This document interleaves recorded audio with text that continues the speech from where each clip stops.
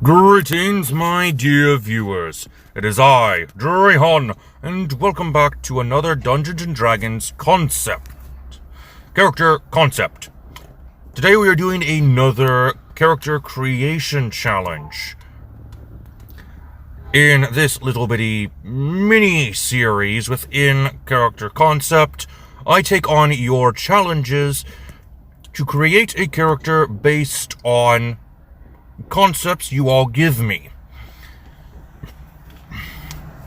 to show you that you can make a character out of any form of inspiration, not just copying and pasting a character from your favorite TV show or video game, or just going by simple lore. But you can do that. I recommend doing the lore. It really helps with lore. But there is more to a character than just story. And I am going to prove that to you with this challenge. Speaking of, this challenge is brought to you by one of our viewers, the Forever Dragon Master. And he gives us the following challenge: 3 songs to make 1 character. And here are the songs that he gave us. Crossing the Line, the Jonathan Young and Caleb Hiles cover. This is from the Rapunzel TV series. Dead Girl Walking reprise from the Heathers musical.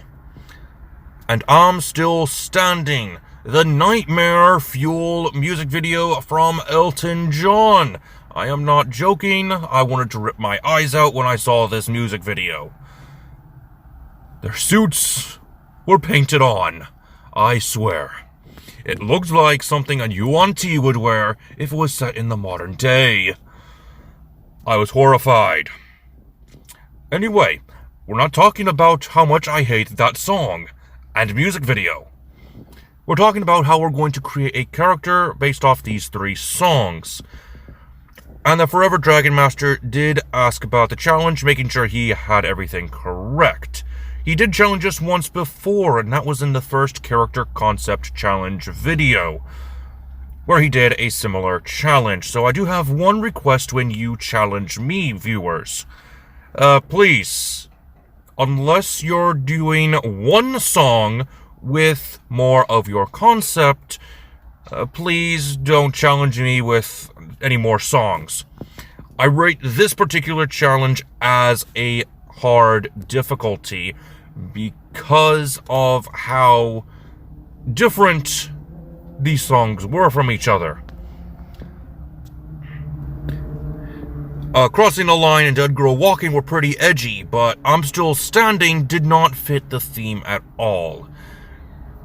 I was expecting some sort of sad song. Instead, I got what I can only describe as a nightmare to any sane man's eyes. Too many colors. Way too many colors. So, how can you challenge me? You can either go into the comment section down below and type in hashtag DrayhonCCC with your challenge. You can email me at drayhon1997@gmail.com and title the email Character Creation Challenge, or you can go to Twitter and at me at @DrayhonYT with the following challenge inserted into your post. Now, without further ado, let's get into this build. So we're going to start off with these stats. We're using standard array for this particular build because I want to get this build done as quickly as possible because I have ranted long enough. Dexterity is going to be 15, Constitution 14, Strength will be a 13, Wisdom will be a 12, Intelligence is going to be 10, and Charisma is going to be 8. Now for our first bit of inspiration is going to be Dead Girl Walking reprise. We're going to take this quite literally. A dead girl is walking. So we're going to go with Reborn. The only stat that lets you play as a living corpse. That'll be a +1 to your strength, making it a 14, and a +2 to your dexterity, making it a 17. We have a speed of 30 feet. Skills will be Intimidation and Insight. We get Deathless Nature and Knowledge from a Past Life. For background, we'll be referencing Crossing the Line here, and we'll get skills in deception and stealth from our criminal background, as well as a gaming set of our choice. And instead of thieves' tools, because we're going to get that here in a second, we're going to go with the forgery kit. We also get the feature Criminal Contact. For our class, we're going to grab Rogue. We get the 1d8 hit die, some decent hit points. Skills will be Acrobatics, Athletics, Perception, and Sleight of Hand.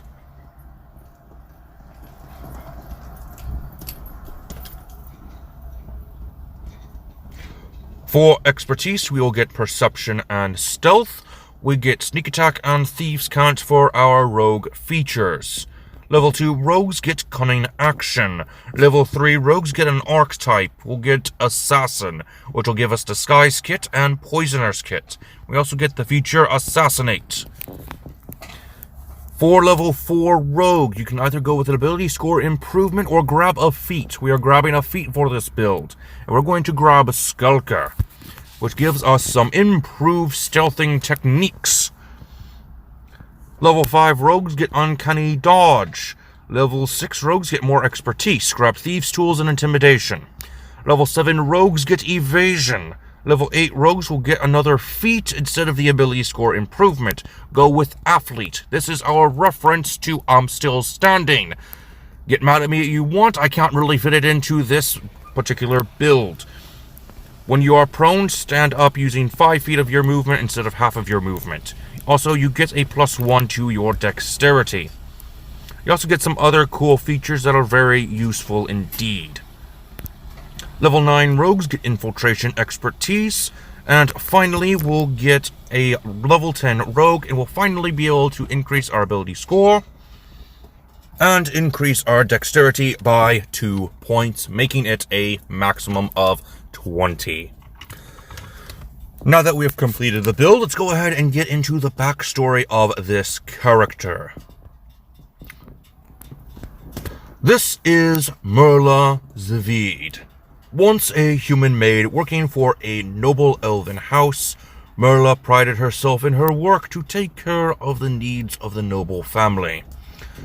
She was even friends with Zeleria, the newest member of the guard that had saved the city's priestess. Her life was, as she put it, perfect.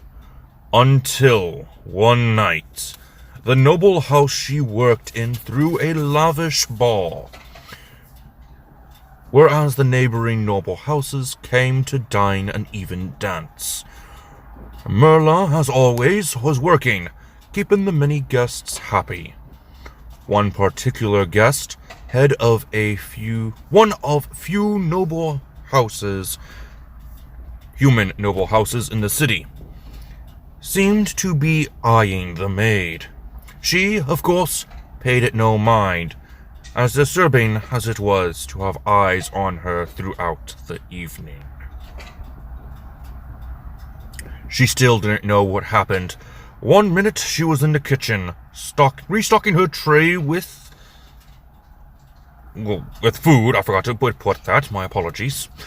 The next, she was pinned to the counter, gagged, her uniform ripped and tattered, with the noble from before behind her, a sadistic grin on his face as he censoring that word. And the next, she felt cold water crash onto her as she was heartlessly tossed into the river, her throat open from where the noble slashed her. That was it.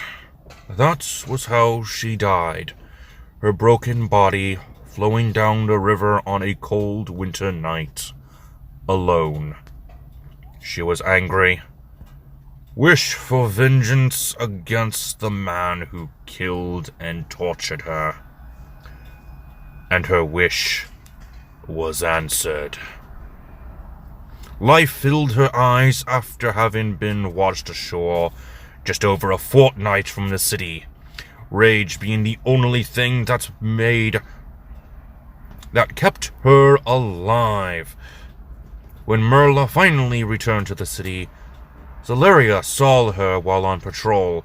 Unfortunately for her, Mirla was not in the mood for greetings, demanding to know where the noble that killed her was.